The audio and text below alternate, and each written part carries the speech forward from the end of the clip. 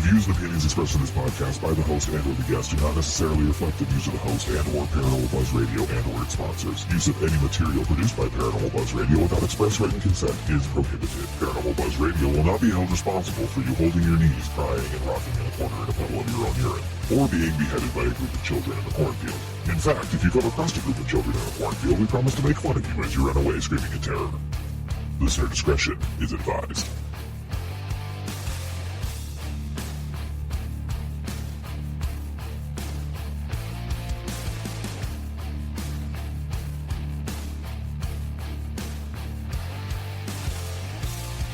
You're listening to RAP Paranormal and Friends with your hosts, Kim Purvis and Allison Robinson.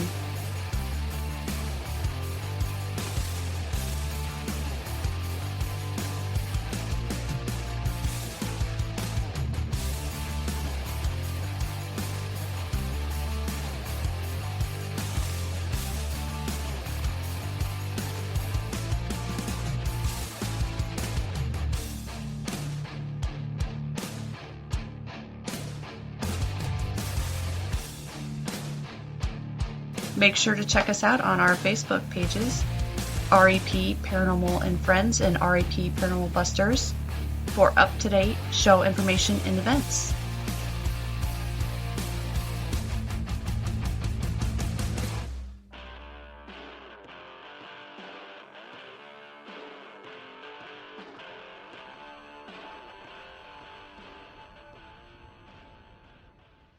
The views and opinions expressed in this podcast by the host and or the guest do not necessarily reflect the views of the host and or Paranormal Buzz Radio and or its sponsors. Use of any material produced by Paranormal Buzz Radio without express written consent is prohibited. Paranormal Buzz Radio will not be held responsible for you holding your knees, crying, and rocking in a corner in a puddle of your own urine, or being beheaded by a group of Thank you children for in a having me cornfield. back. I'm In so fact, if you excited come to be across a here. group of children in a cornfield, we promise to make fun of you as you run away screaming in terror. When we were like first Listener discretion is starting out, advised. like the first year or two of us having a podcast, so. Oh, that's when I was first starting out too, so I didn't have much to say back then. And I didn't either, because I'm like, I don't know what I'm doing. But for the listeners that aren't familiar with you or your can you give us a little bit of background on yourself? How did you get into the paranormal, and how did you come up with it? Gotcha. So, I think like a lot of us, we have those experiences when we're young, and you try and tell adults or your parents about it, and they write it off, or it's that there's just no way that something like that could happen, when it very obviously can happen, because some of us have had those experiences.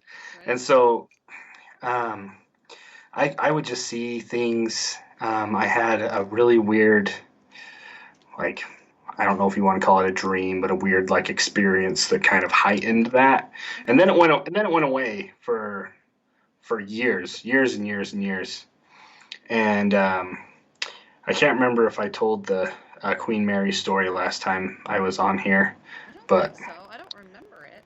so that was the big kicker for me. So I started more as a hobbyist ghost hunting when I was probably in like 2016-ish. And I worked in a place that was haunted, and so I just kind of practiced there. And it was my turn to choose what we were doing for our anniversary that year. We'd been married for 4 years then. And I was like, let's go to this haunted ship. Like, I've been to it once before, and it wasn't it wasn't bad. I went on a biology trip in college, and everyone was like, and I'm like, no, you're all full of crap. Right. No. And so I was like, we'll be fine. And so the first day, we stayed there for 5 days. The very first night, we had got there later in the afternoon, and so we just kind of walked around. And anyone that's not familiar with the Queen Mary, it's like a sister ship to the Titanic. It was used as a prisoner of war ship in World War II. So it held captives from war. It was like a floating hospital, and it was also the fastest ship of its size. So they called it the Great Ghost. But anyways, so we just kind of walked around everything, and when we first got there, there's a book at the very front by the front desk, and it was all these experiences of stories that had happened to people while staying on the ship, Mm-hmm. and also stories of very tragic things that had happened there. So of course, my wife is like a true crime buff. Like she loves, Oh, like that is the best. I fall to sleep every night with, and then she drug her husband out of the bed and chopped him into thousands of pieces. Yes. This is what I fall asleep to every night. So Oh my gosh, she's I'm my best friend. I'm pretty well numb to it by this time. But anyways, so she finds this. She's looking at the room numbers, and she's like, "Holy shit, Ben!" I'm like, "What?" And she's pointing at the room that's across from our room, and she's like, "Something happened here." And so she's like reading the story, and she kind of makes it like this Snapchat story, and it's kind of making fun of it in a sense. Yeah. I mean, like when you hear the story, you feel kind of bad for laughing, but a guy murdered his wife and then his 2 children in the bathtub, and then he killed himself Oh wow. right across from our. Oh my gosh. And so we walk around the ship, whatever, and we come back late that night and go to bed, and and it's always the same time, 2 or 3 o'clock in the morning. Right.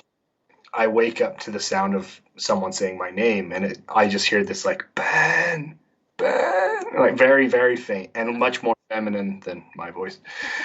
But so I wake up, and then she takes this big breath of fresh air, just like, and I was like, wow. She's like, something was just suffocating me, something was just holding me into the bed, and I jump up and start doing man shit. I'm turning on all the lights, checking the doors, checking the bathroom. There's no one in here, and I get into the bathroom and I look in the mirror.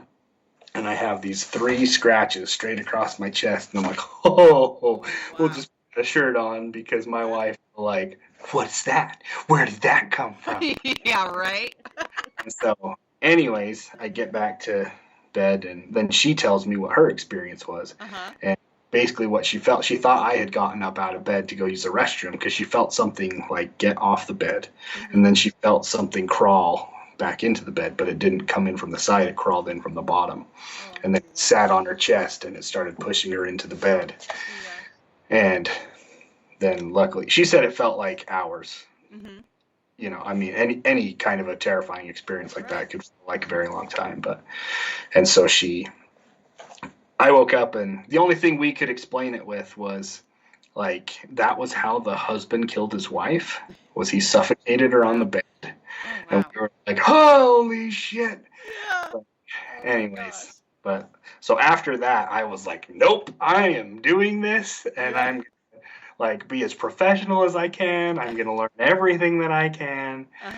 And that was what really kickstarted it, because it started out as like I was that dude that's walking around with an EMF reader that doesn't understand it. Like there's ghosts everywhere. Yeah. They're everywhere.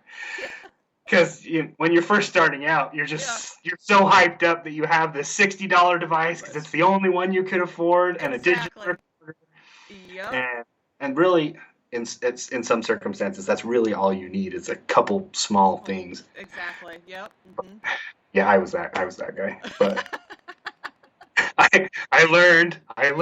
You did learn. That's for sure. So I like pull it out of my pocket at work and like walk around like, oh my gosh, they're everywhere. But then you learn how to do everything, and like to make fun of myself, I even made an EMF meter brochure to send to people so they can learn how to use it the right way too. Nice. EMF for dummies, right? Yeah. Sorry, I think I said EMT. Yeah, EMF. That's all right. It's been a long day. Yeah, tell me about it. So roughly, then you've been investigating for what, like 4 years, maybe? Yeah, I'd say officially, we started in 2019, but like I had everything made in like after that experience in 2016 with my wife. Like I made a website, I made a logo. I've changed that logo because mine was crappy, and that's the one that I have today. But she was like, no, this is great. Yes. But anyways, so yeah, about 4 years, I would say, officially in 6 or 7 years altogether. Yeah. So wow. Yeah, and I I know that sometimes you're out there doing your investigations. You did a lot of outdoor stuff there for a while, and you were with your and things like that. Now, do you prefer to still do areas like that, or you're doing more like residential? So my favorite, like the one I like to focus on the most, is like actual residential people, like helping people in their homes. Mm-hmm.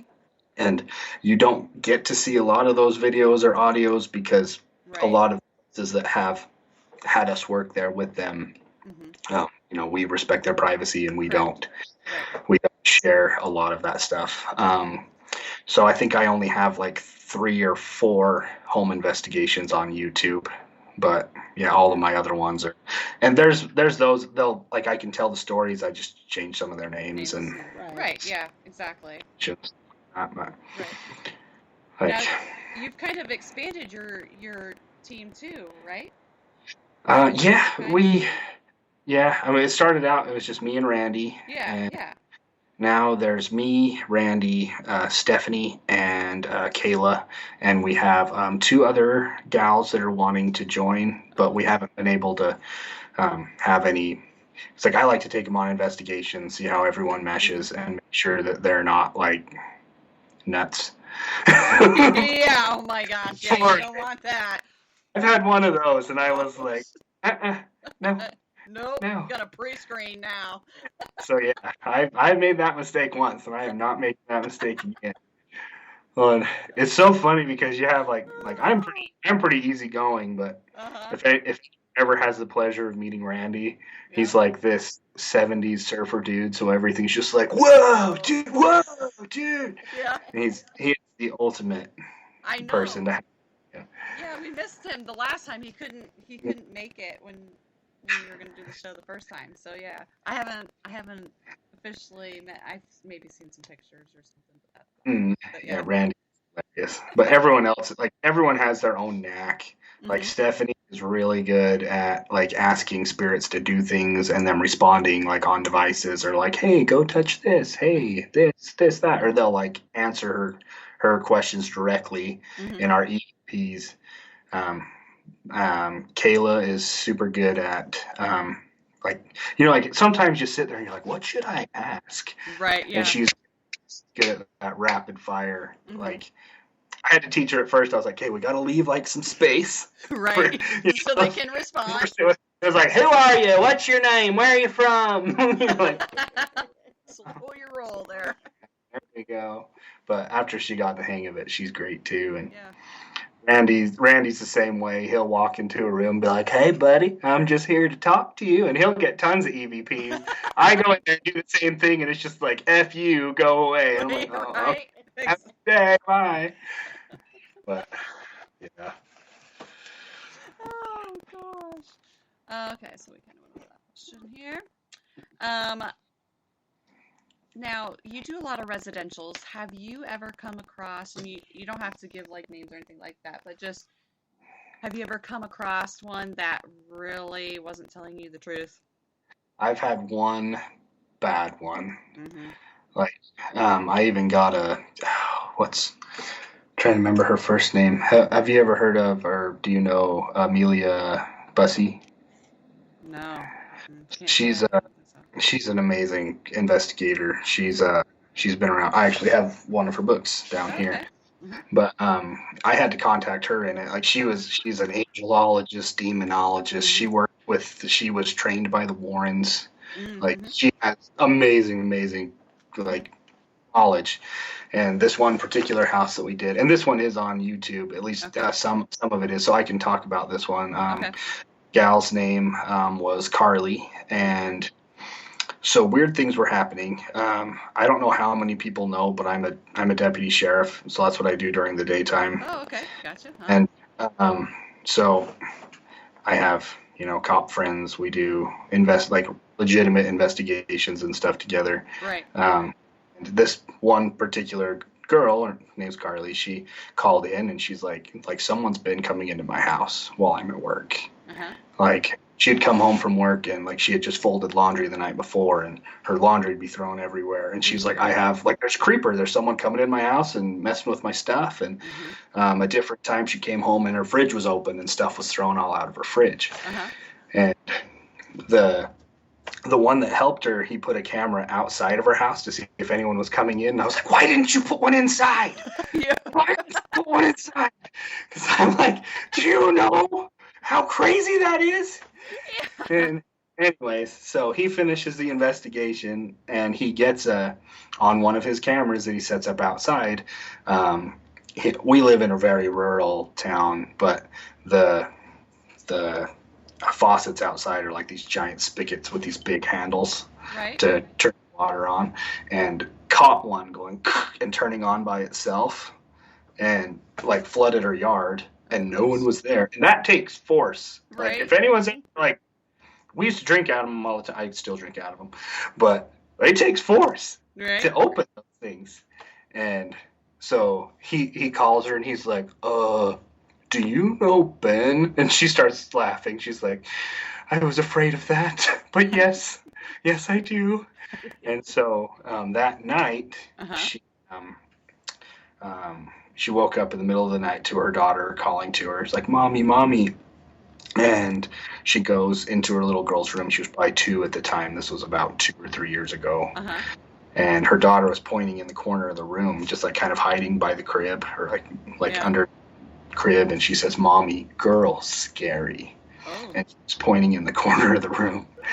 And she was like, nope. And she packed up her kids and went and stayed at her mom's house that night. And she called me in the morning. And we went there that night and definitely found reason to do a full investigation. So the next night after that, I took only Stephanie could go with me. And me and Stephanie went. And we basically tracked it into the basement. And that was where I had...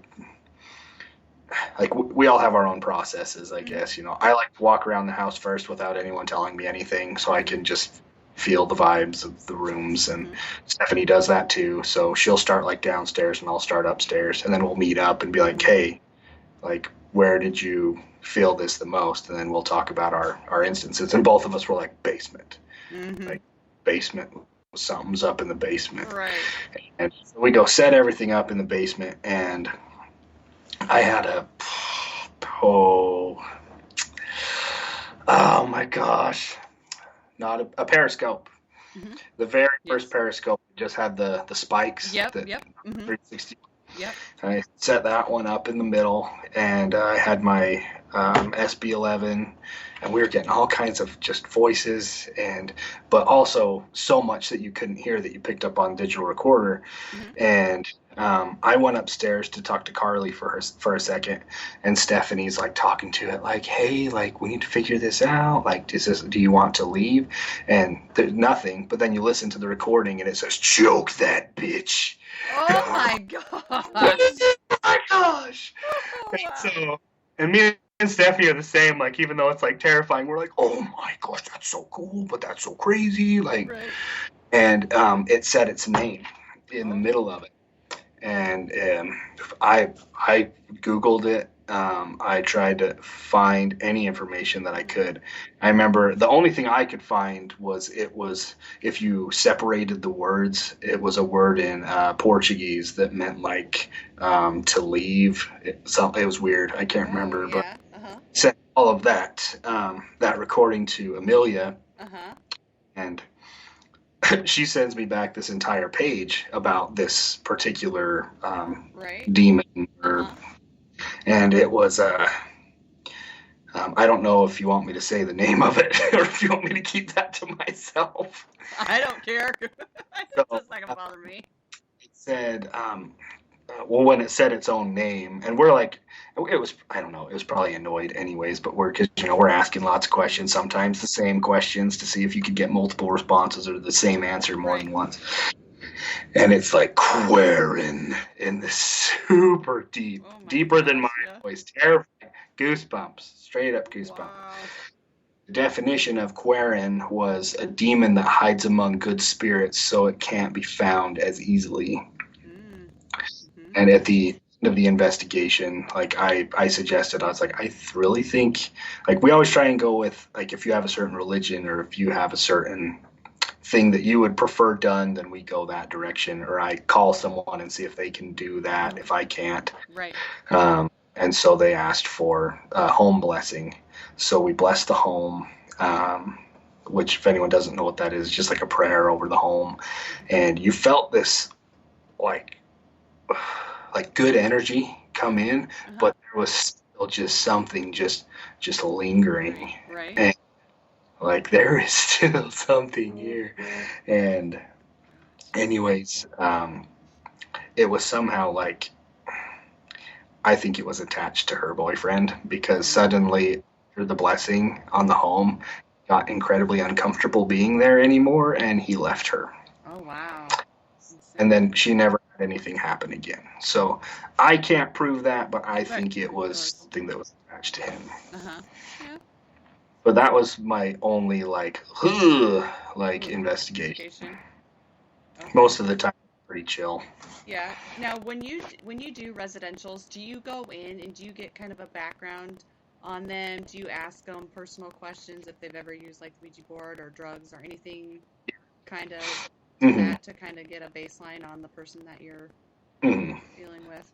Yeah, we have I have a set of questions that I go with. So that if you try and go off memory, especially when you're not getting investigations very often, I like to have them written down so I can, top to bottom, let's cover all of our bases. Right. And then at the very end, I always have that conversation. Like, if it's something that's kind of, like, that was the grossest one I've had, but there's still those, like, there's something nasty here. But it's always like, hey, I just want you to take a look at your life right now. Like, I'm not telling you need to change. I'm just saying, is there anything in your life right now that you're doing, or anyone in your family that's doing, that you could do less of, or get rid of, or remove, from your daily routine? And people that have done that see the decrease in their activity until it eventually goes away. And that's our main focus, is we want to help people that are like suffering from hauntings.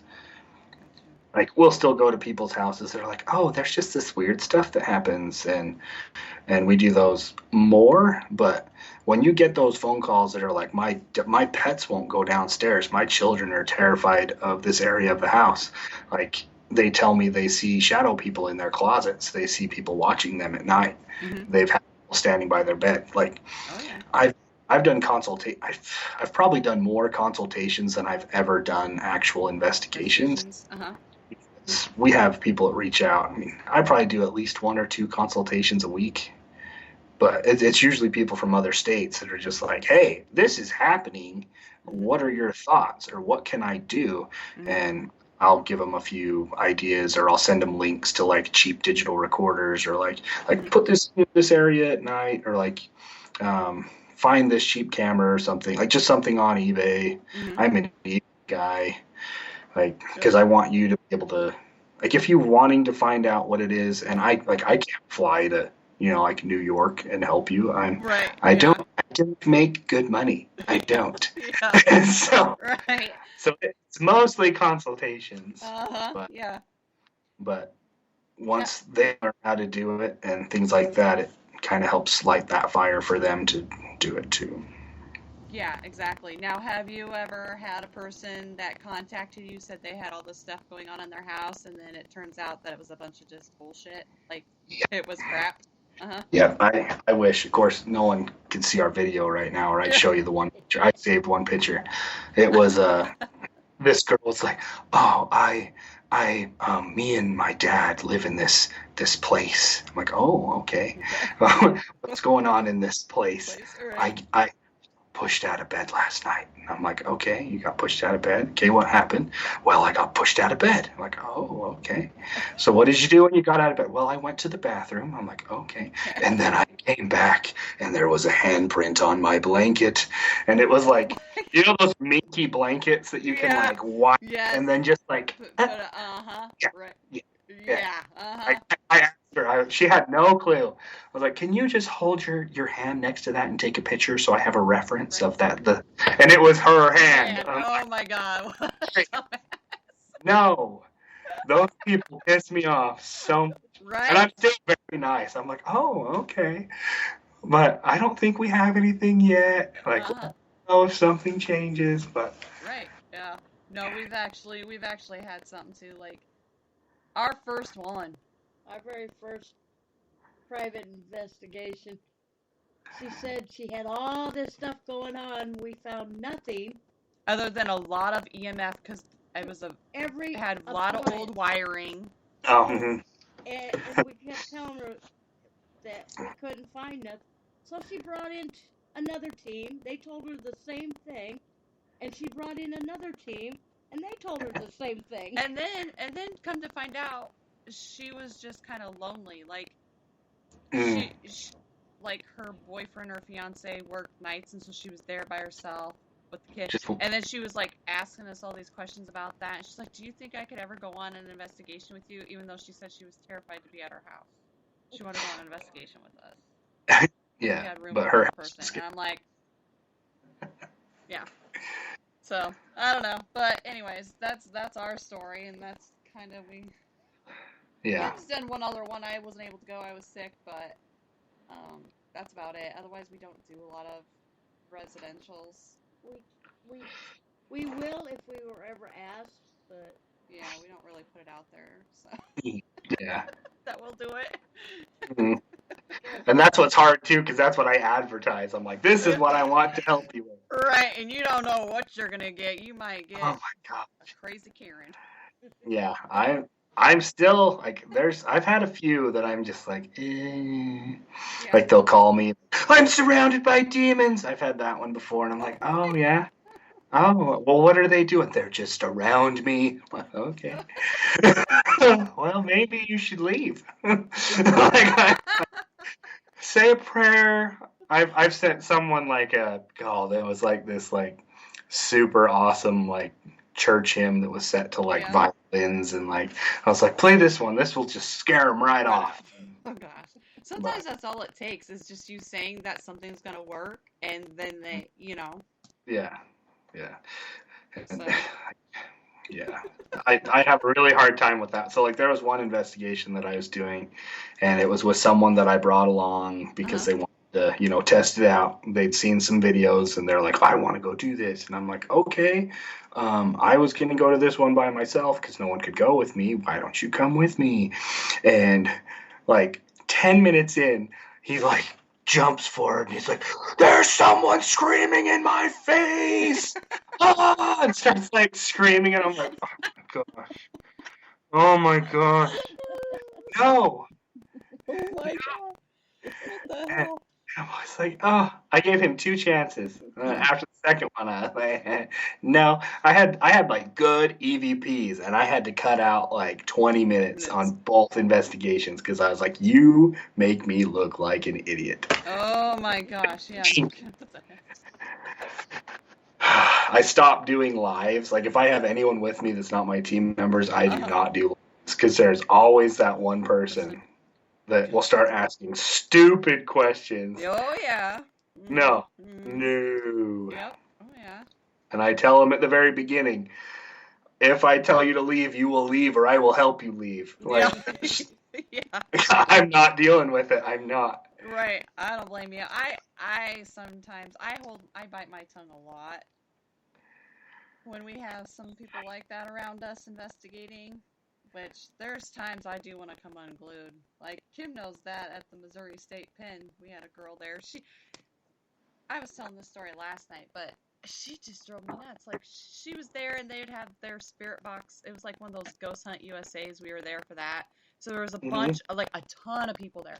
And this girl, she just kept thinking she was hearing all this stuff, and like, God doesn't love us, and all this stuff is what she thought was coming over the spirit box, and the person holding the spirit box was just like what? Like, And then she just kept spouting up stuff, and finally they got to the point where they just ignored her. Like, everybody just ignored her. It was just like, oh my gosh, just yeah. Yeah, that's insane. Now, you don't only, I know that you talk a lot about paranormal and stuff, but you also do a lot of stuff on UFOs, and you had your podcast. Are you going to get back into that? Yes, I've been trying to write new episodes. Uh-huh. So what I really want to do on my because my if you've heard any of the episodes, the Yep. first season, Mhm. I would try and do like something dramatic at the beginning to like pull you into what the story would be Yeah. about, Right. and then go into whatever the topic was. And it was a lot of fun. Yeah. Yeah. You But did a really great job. Yeah. so for the second season, I really want just personal stories Yeah. told by people. But a lot of them right now, they're like, I'll tell you my story, but I don't want to talk about it. So they want me to like narrate Narrate it it.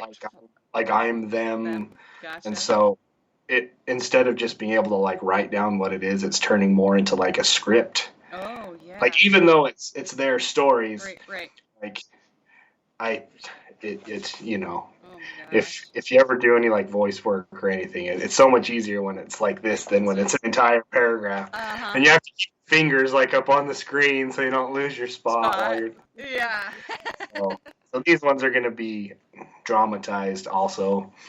So it's taken a lot longer because I'm like I can't pretend to be a girl and like on now. I'm trying to ring Bring some. out that feminine side. I can make it happen, but you'll still know it's me. I can make it happen. I can be an actor, an actress. I can be anything you need me to be. There we go. That'll work. But so yeah, we're still working on. Hopefully, Gotcha. And that was start releasing them in June, like I did last time. gotcha. Okay, perfect. Yeah, and that was Overtime Alien, right? Yes, Overtime Alien. Mm-hmm. Yep, I've got it on my list. Ooh. But anyways, have you been out? Have you actually been out to do any exploring for like UFOs or anything? Have you done any of that stuff? So we all have had quite a bit of experiences, like where I live. Oh yeah, you're from Utah. It's like They're crazy shit everywhere. out there. Skinwalker Ranch is out that way and everything. Have you been there? So I tried to go to Skinwalker Ranch in like 2012, Uh-huh. but it was still when the Feds owned it Mhm. before like it owned it now. So when I went to it, like there is like a legitimate gate, and then you look up and there's just cameras everywhere. Oh, Like wow. I think they probably have more cameras now, Mhm. probably because of the series, than the Feds did, and the Feds had a lot of cameras.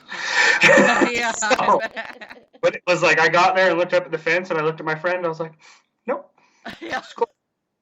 we might get shot." Yeah, you might. And like I wasn't a cop then, but it was still like, "Nope, Nope, gonna right? get shot. Gonna see someone. Gonna see someone, and they're not gonna be happy." But yeah. So, but I mean, Utah is just, especially Central Utah. We are just a plethora of paranormal activity, and that's actually what. When I was coming up with our name, Yeah. Central Utah Paranormal, I wanted it to also be I can't remember if it's called an acronym, so it's cryptids, UFOs, and poltergeists. Oh yeah, cool. Mhm. But like we have skinwalker stories, we have Bigfoot stories, we have lots of skinwalker stories, but those get kind of like Yeah. scary. But we also have there's two different versions. We have an urban legend here about the Lantern Man, and I've not heard that one. there are two different Lantern Mans. The people in the actually my coworker, he's in his 50s, and they called it the Jack-o'-lantern. Okay. So, anyways, the Jack-o'-lantern is this. It's an orb Mhm. that they now call the Lantern Man, but I think they got it confused with the other Lantern Man legend that we have.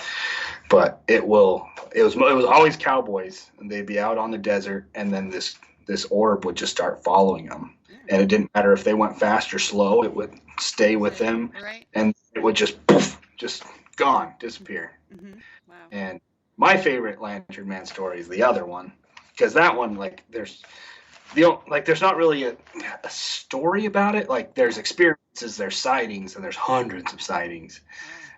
But the other Lantern Man was from like the 1860s. There was this, I guess to give you a location, maybe if you ever look up the Meadow Hot Pots, you could see it from there when it would happen, and we had it one time. But anyways, I'll tell you the story. So it was in like the 1860s. There was this guy who was married, had a child, and they were starting their family, and they had built themselves this ranch in the middle of the desert. And where I live, it's mountains and pine trees and desert and volcanoes, like within 2 miles of each other. Yeah. And so, anyways, he lived out on the desert, and he had made a plan with his wife. He's like, okay, at some point, someone's going to come and try and take away what we have, and they're going to come in force, and we need to have a plan. And so it was like, okay, I'm going to like stay here, shoot him, whatever, take care of him, and you're going to go to this very specific place so I can find you. Mm-hmm. And then if you're there, I know that something's happened and I need to come look for you. And so the day comes, and these people come try and steal his cattle or whatever it was they were trying to steal. And he was able to fight them off, and he went to go find his wife and his daughter, and they were nowhere to be found. And every night, every so often, you'll see someone walking out in the desert with a lantern. Oh, okay. Hence the lantern man. Okay. We were out at the hot pots one night, and I had never heard the story before. And one of my friends looks over in the distance, and they're like, "Holy shit, it's real!" And I'm like, "What's real?" Yeah. Like, I'm the guy you tell this stuff to. I love this stuff, and I don't know it. Yeah. I'm like, so what are you talking about? And then they tell me the story, and we sat out there like 1:00 in the morning for like 2 more hours just watching this, and all you could see was like the wave of the lantern. Like you couldn't see a person, couldn't see a hand. It was super far away, but there's no way in hell it was a flashlight. There's no way. There's no way it was someone out walking around like this, looking for something. Oh, wow. That's insane. But that's one of our cool, like, you could call it an urban legend, but I like that one. Yeah, that one's pretty cool. So you said that you've never actually done like an investigation for like UFOs or anything, been outside and just watched I've gone looking, so funny story. This will show you how much of a nerd that I am. And how good my mom was with me as a weird child growing up. But when I was in 4th grade, they had this project you had to do that was called the Great Brain. Mm-hmm. And it was like basically what you would do is like a science project, except it could be like anything. And I'm like, Mom, I want to do mine on UFO sightings in Utah. And she's like, oh, okay, honey. And this is like, before the internet, Right. Before dial-up. So you're at the library looking at encyclopedias and books, and they had 3 books of sightings and drawings of these UFOs. And my mom spent hours helping me draw these like UFOs on this giant poster board. Yeah. Then I got to go present it to my class, and all the kids in class are like, really? Like, are we going to get abducted? Like, is this real? I'm like, yeah, you can go find those books at our local library. Like, so I always looked, like I was always fascinated from a young age with UFOs. Probably more with UFOs when I was growing up than I was with like ghosts and spirits. Mm-hmm. The thought of alien life and life on another planet and visiting us was just so awesome to me. Mm-hmm. So I had my own sighting that I have lost time with, and the kid I was with is funny because I work with his mom now, and I told her our story, and I was like, he will deny it because he denies it every time I try and bring it up. He's like, didn't happen. Yeah. But one night we were hired to do some security out in the desert, and it was a company that was doing some filming out there, and they wanted people out there to watch the equipment at night because they didn't want to have to pack it up because it was clear out in the desert. Right. And it was our very first night, and it's like, again, the time, 2 or 3 o'clock in the morning, and I'll change his name. We'll call him Mike because he denies it anyways. Mike is looking out the window, and he's like, "Are you seeing this right now?" And I'm like, "What?" I'm like, "No, I'm not seeing anything." And kind of where we were located, we were between like 2 volcanoes. So at the side of his truck was a big volcano over here, and then there was a smaller volcano by my side. Mm-hmm. And he's like, you got to get out of the truck to see this. So I get out, and sure enough, the big volcano that was right next to him, from the tip of that volcano, maybe 150 feet up, is a disc. And it pisses me off that it's the standard UFO size. Like, I wanted it to look like a starship or something. You know what I mean? Right. Yeah. But Exactly. it was a standard circle, and it was pulsing colors on the bottom. And you could hear like a lot of people say it was silent, like when they see it. And this one hummed. It had a hum, like a Yeah. and you could watch it change colors, but it was bright. It was like, I remember it like being orange, green, blue, and just pulsing through these colors. And we watched it for at least 30 minutes, and the next thing we knew, we were waking up in his truck at 6:30 to our boss pulling up behind us. Oh wow. Sleep. Wow, that's insane. Was like, do I want to know what happened? Because like, I'm like, absolutely fascinated, and the other part of me is like, no. Yeah. Right. Well, yeah. Anytime I see him, I'm like, hey, do you remember that? He's like, what? I don't know what you're talking about. I'm like, you do know what I'm talking about, because we talked about it for months. Yeah. Oh my gosh. You do hear though that people do seem to lose track of, sense of time or anything, reality, and then they just wake up and they don't. Some of them remember what happened. Some of them don't have a clear, a memory of it. And so I find that very fascinating with that as well. We've had several people on that have talked about that, UFOs and is it MUFON? Oh, mm-hmm. Yeah. Oh my gosh, why am I drawing a name? I'm so terrible with names. We had a gentleman on, I can't remember his name right now, but he's from that organization, and he was pretty cool about that. Like, I mean, Oh, I bet. and have you watched the documentary In Plain Sight by Dockside Media? I have not seen that one.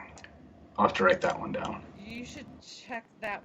You should check that one out. They have some guys on there from the government, and everything, and they spill the deets on some things. It's like, what? And then you can kind of tell, because I was like so, you were interviewing these guys. I can't remember. See, I'm so terrible with names. But there was an older gentleman on there, and you could just see it on his face that there was more he wanted to say, but his lips were like puckered tight. And I'm just like, just come on, spill it. I know. That's the one. Like, I've always wanted, because they do that in Utah too. MUFON comes to Utah every 2 or 3 times every year, because they'll always bring. See, now I'm going to do the name thing. The lumberjack from Arizona. Oh.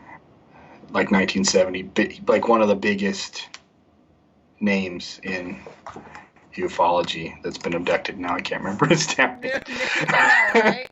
Oh my gosh. But he had a movie done after him, and like he'll say he's like, the movie very over dramatized what I experienced. So it's nice to hear just him talk about his experience. But damn, I wish I could remember his name. I know, I hate that. It's like, he's from Snowflake, Arizona. I remember that. Snowflake, Arizona. No, I know. I Travis Walton. Okay, I've heard that name. Yes. Travis Walton. I'm still having a brain fart on the gentleman that was on. I can see his face, but I can't think of his name in my life. I think I've seen too many people on here, and I just can't remember everybody. But okay. But yeah, definitely check out that documentary. It's pretty good. It's pretty good. But now with the UFOs and everything, they also, talk about the Men in Black. Oh. Mm-hmm.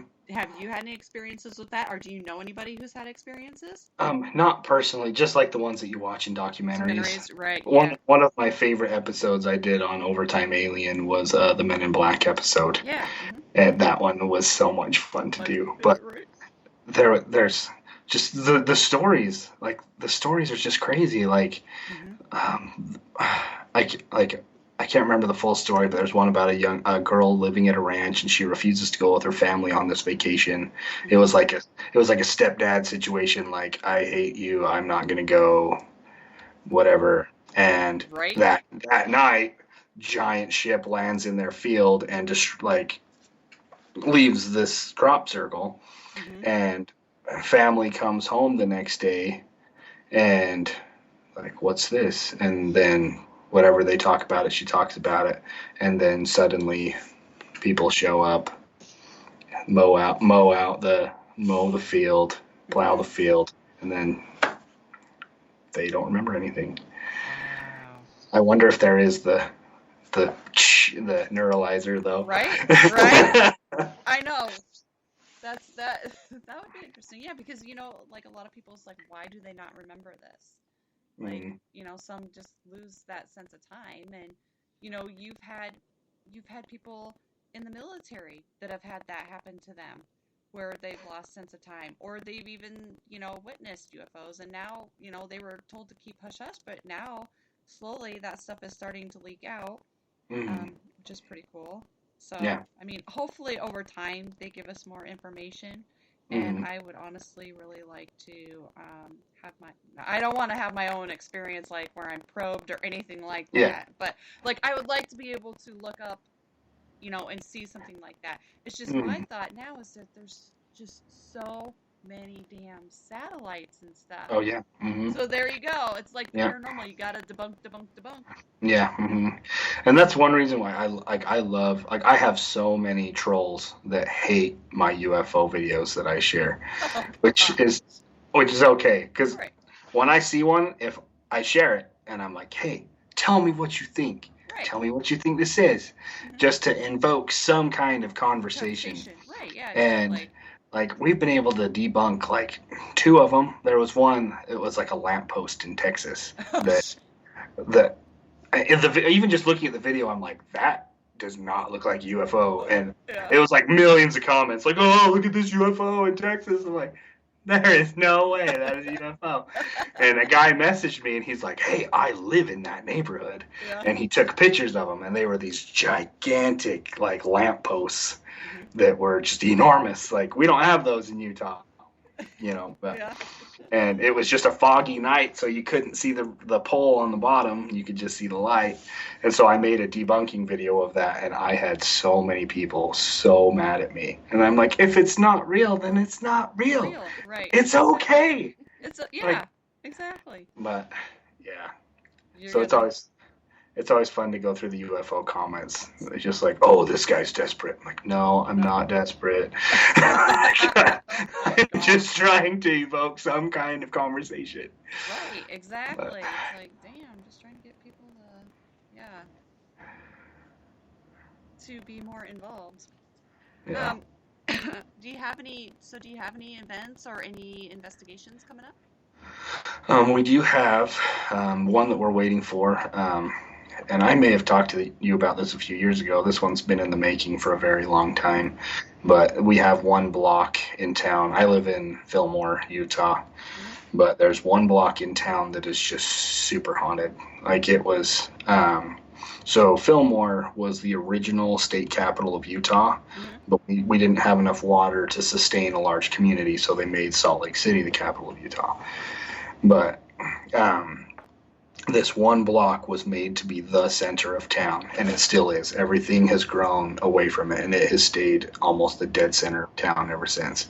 But so you have the original state house, and the basement is a jail, and then the middle part was like offices, and then the top part was like kind of like it's like a wooden, like a performing room or like a dancing room that they would have used back then for entertainment in the 1800s, and then schoolhouses on the sides of that, and around the block so we have a swimming pool, and then it's now a library, but it was the original hospital. So from the air it looks like a giant H. So when helicopters would fly in, they would just look for the H and land by it. But and just like a, what would you even call it? Like the National Guard structure was there. But each building, the National Guard one, there was a drill sergeant that was on the 3rd floor. And if you went to go and take a nap, it would come and wake you up and start like yelling at you, and you would wake up and nothing would be there, but you would like hear him while you were sleeping, or you would be there at night and you'd hear him walking around. The market that's there was a gun store for a long time. They had lots of different sightings, and right next to that is the one I'm going to be doing in the next couple weeks. It's called the Stevens Hotel. people will just randomly start smelling cigar smoke, or things will move. They'll come back to their room and stuff won't be where it was, and they'll hear voices. And then the courthouse is right there next to the state house, and I'm friends with the custodian that cleans it, and he's like, the voices that you hear in this place in the middle of the night. But so what I've tried to do is get permission from all of these places so I can do a series of just that block. Oh, that'd be cool. But so I've done the Territorial State House. So next will be the Stevens Hotel.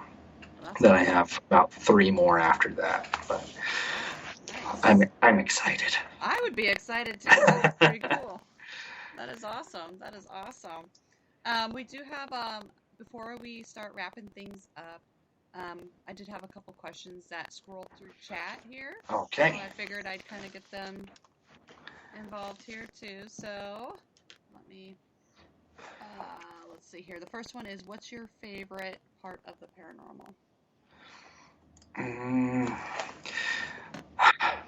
This might be a weird answer, but I would say the unknown, because I mean, to me, that's what the paranormal is. It's something that you don't know that you're trying to understand. And that's why debunking is also so important, because once you get rid of everything you understand and things are happening, then it's exciting. Right. Yeah. Yeah. So yeah, I'd say the unknown. The unknown. That is a good answer. All right, now let's see here. I have to read my chicken scribbles because I was writing it down as I'm like listening to you, because the chat is just, I'd have to scroll for a while. All right, the next question was, do you prefer new age equipment or old style? I am super old school. I mean, I don't sprinkle flour all over the floor, but I am super old school. And one of my very favorite books, I can't see who the author was, but it's called Ghost Hunting, A Practical Guide. It was written in like 1962 by one of the very first like parapsychologists, and they talk about how they debunked different cottages and stuff in England. And I had an entire notebook on notes, and when I started, I didn't have much money either when I started, and so it was like, why don't I try all of these older ways? And they work. And then you add in a couple digital devices, like a good digital recorder, and the things that I would get were much more substantial to me than just having something blinked or made a noise. Right. But don't you use dowsing rods quite a bit? Yeah, I use a lot of dowsing rods. That's what I thought. All right, let's see here. We got another one. Before we start wrapping things up, I'll grab another one here.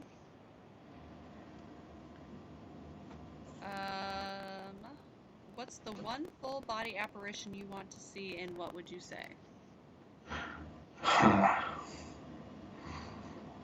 So there's a town near us. It's called Delta, and they have, I think it's called the Palladium. It's where like recreational sports could be played by anyone. It wasn't just for high school students.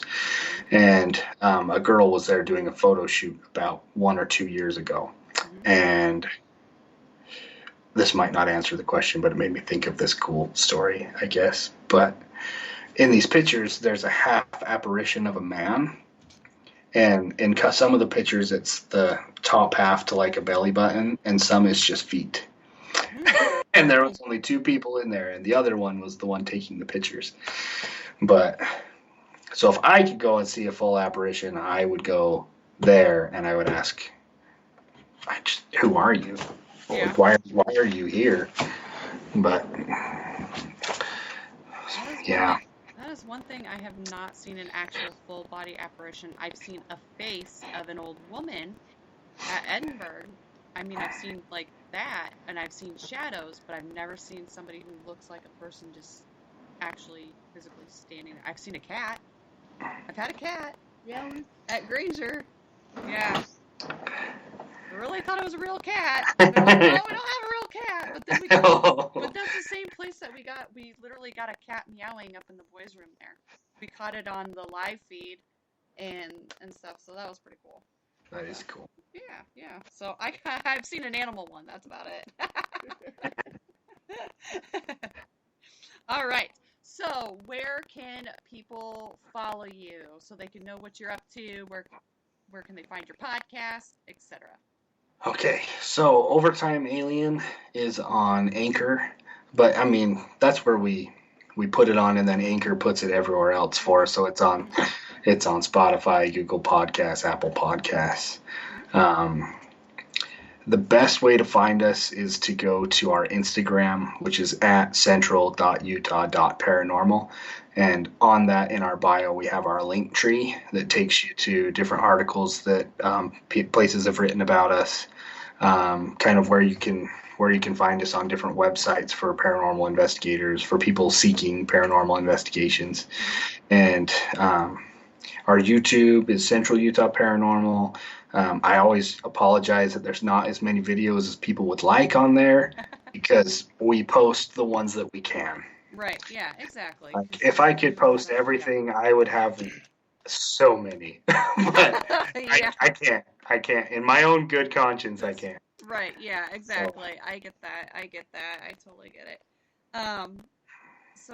I'd like to, before we start wrapping things up, I'll just give shout outs to everybody who was in chat. I do that every time because I do like their interactions with us and our guests. So we had Darren, myself, we had Kim, we had Allie in chat tonight. So thank you to everybody who was in chat. Thank you to everybody who was not in chat but listening. We appreciate each and every one of you. We really appreciate having Ben from Central Utah Paranormal back on the show. It was a pleasure talking to you again.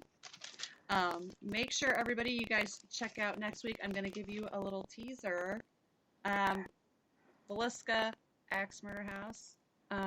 Somebody who knows quite a bit about that place will be on next week. So stay tuned for that. And then at the end of the month, we will be celebrating our 5th season. So look out for that. I'm sure we'll have probably a wild time on that show. So thank you, everybody. Peace out and have a great